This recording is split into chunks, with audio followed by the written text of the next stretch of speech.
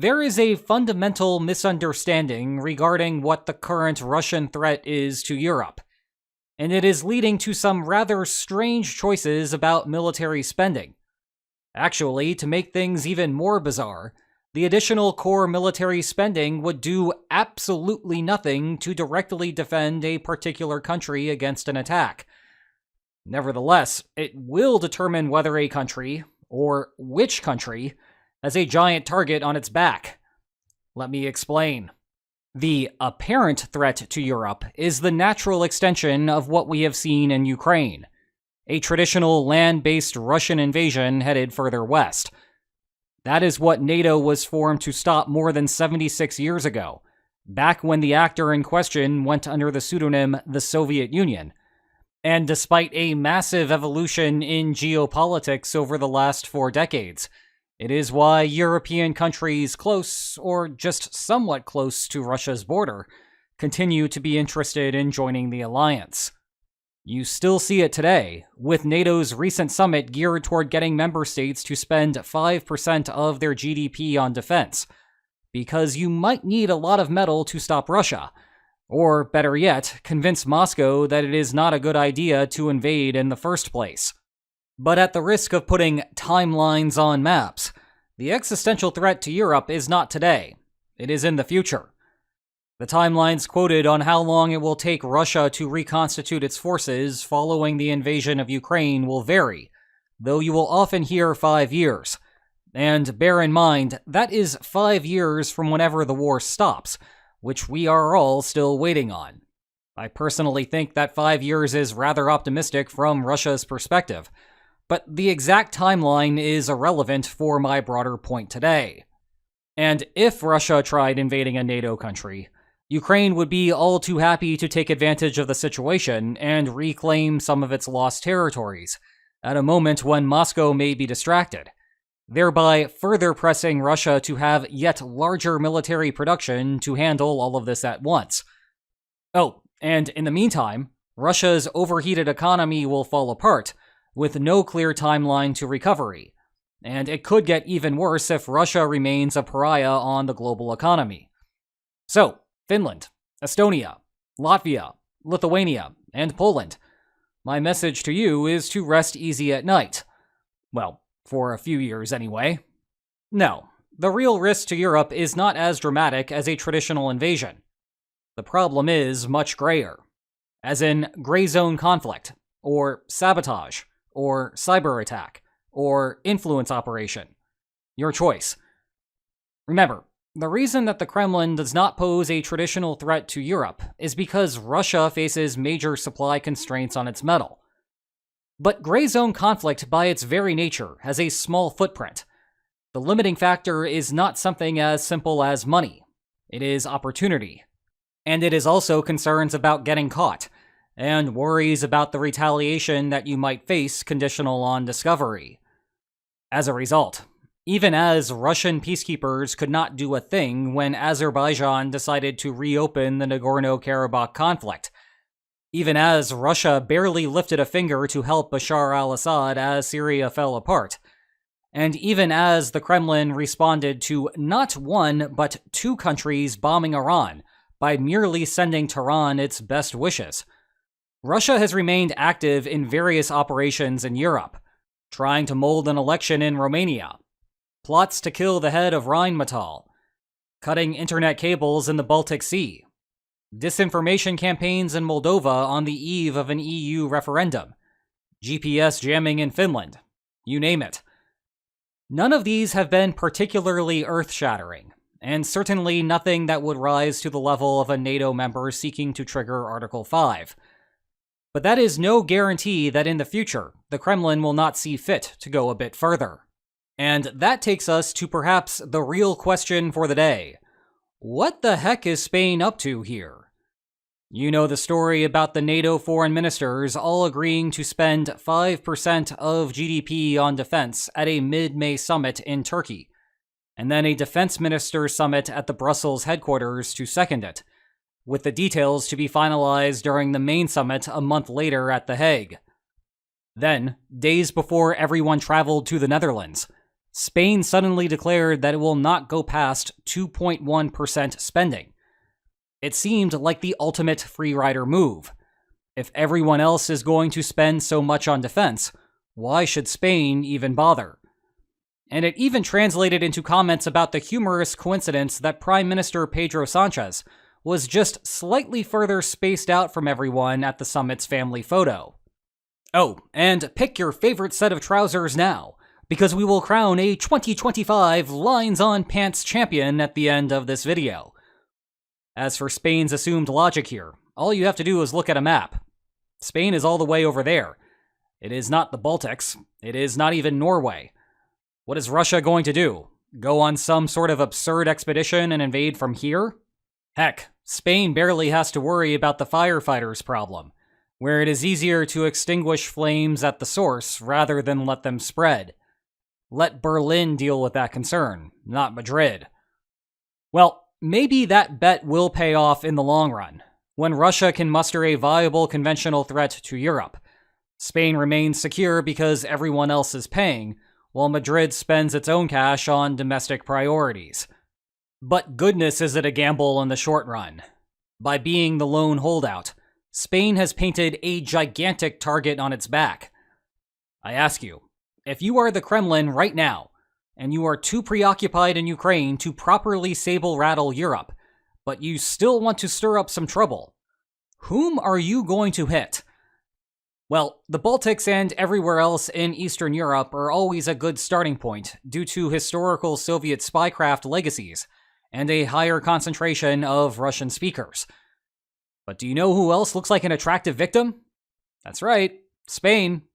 By way of comparison, would it be Article 5 worthy if there was a sabotage operation that causes a week-long shutdown of the German electrical grid? I don't know. Maybe. The North Atlantic Treaty is really short on details.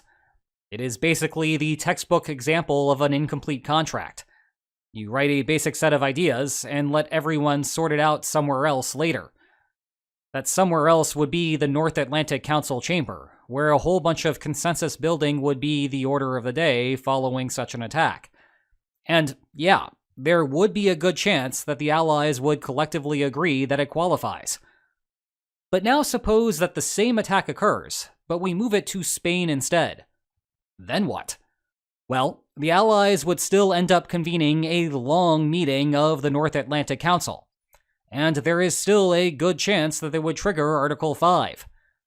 But I do not think that it is as good of a chance, and that makes it an even bigger problem for Spain than you might conclude by just looking at the electrical grid. Remember, Russia's goal with its gray zone campaigns is to sow as much chaos and discord as possible within its targets. And the target here is not just Spain, it is NATO. And it is hard to imagine a better way to cause some chaos than to pick on the current point of political frustration. Let me go into some finer detail here on the flirtation with World War III, because the exact order of events is important. Imagine indeed that Spain gets attacked and takes it up with the North Atlantic Council. Just because it is an attack does not guarantee that anything follows.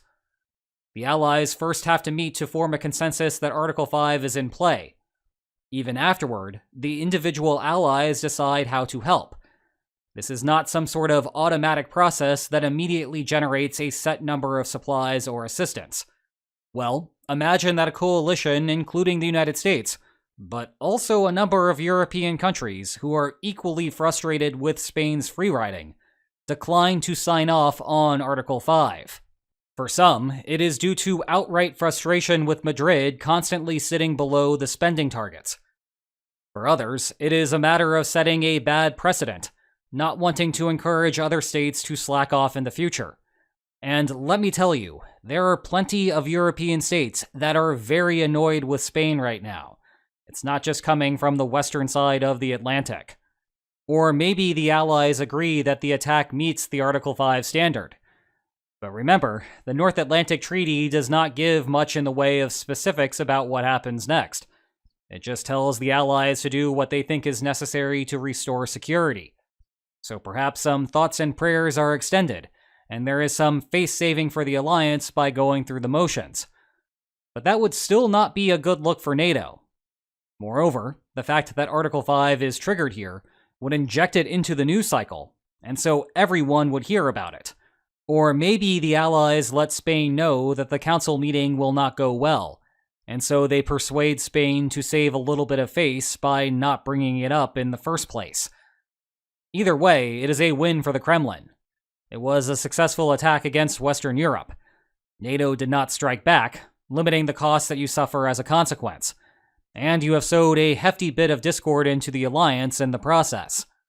Alternatively, suppose that the Allies form a consensus to invoke Article 5 and provide meaningful assistance afterward. Well, now it lays bare the hollowness of the abandonment threat. Free ride all you want, because the Allies will still bail you out at the end of the day. But then the dominoes fall. There go the fringe states that were just willing to go along with the plan, like, say, maybe Belgium. Better hope it does not spread like an infection down the line to a country like Canada. Russia gets hit with a response, yes, perhaps re-establishing short-run deterrence. But long-run, NATO spending goes down, and Russia's coercive capacity therefore goes up. Sure, in the current moment, perhaps Russia will still look at the entire situation and conclude that the only winning move is not to play. But that is a major gamble that Spain is taking right now. A couple of important notes before wrapping up for today. One, I said at the beginning that increasing core defense spending does nothing to directly protect a country from the current Russian threat, namely gray zone attacks. Well, remember that the 5% of GDP is 3.5% on core defense, like men and metal, while 1.5% of GDP is on miscellaneous defense spending. That includes investment in things like cybersecurity, which would help protect Spain here. That ties into the second point. It is unclear exactly what Spain's 2.1% spending declaration means. Spain says it can produce everything that it is supposed to for that quantity. Well, the 3.5% core spending requirement was centrally planned as what each country would need to spend to meet NATO's soldier and materiel requirements. Thus, I take it to mean that 2.1 percentage points are going to core spending, and maybe Spain plans to do nothing with the 1.5 percentage points of miscellaneous spending. Either way, Secretary General Mark Rutte thinks that the odds that Spain can do that are approximately zero, which makes sense. If you have a secret hack that can stretch 2.1% into 3.5% of goods, please do share so that the rest of the world can become incredibly wealthy overnight. The point is, though, that Spain may never actually fall out of compliance. If it produces what it should, then it will have to raise its spending as it goes, and inevitably end up at somewhere near 3.5%. That raises the question of why Spain would make a big public fuss over the whole thing in the first place, thereby putting a Russian target on its back for no apparent reason. But welcome to the opaque world of international politics. Just as Alexander Hamilton once said, I want to be in the room where it happens. And boy, was I ever this year. That's right, I was there in person, recording this video when the lines on pants made their way on stage to take the NATO family photo. And just as the Alliance has its traditions, so do we on this channel. Namely, giving out an annual award to the leader who has the crispest of lines on pants of all. The competition this year was fierce, but the nominees are newcomer Rosen Zelyaskov, Prime Minister of Bulgaria. Defending champion Edi Rama, Prime Minister of Albania. In his swan song, Dick Schoof, outgoing Prime Minister of the Netherlands. And finally, longtime perennial contender Recep Tayyip Erdogan, President of Turkey. More than 12,000 votes were cast in under 24 hours. And the winner is Edi Rama! Yes, and you can see here, it was not even close. Rama becomes the first ever two-time honoree of this illustrious award.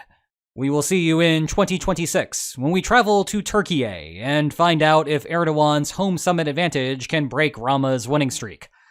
Oh, and I guess like, share, and subscribe too. See ya.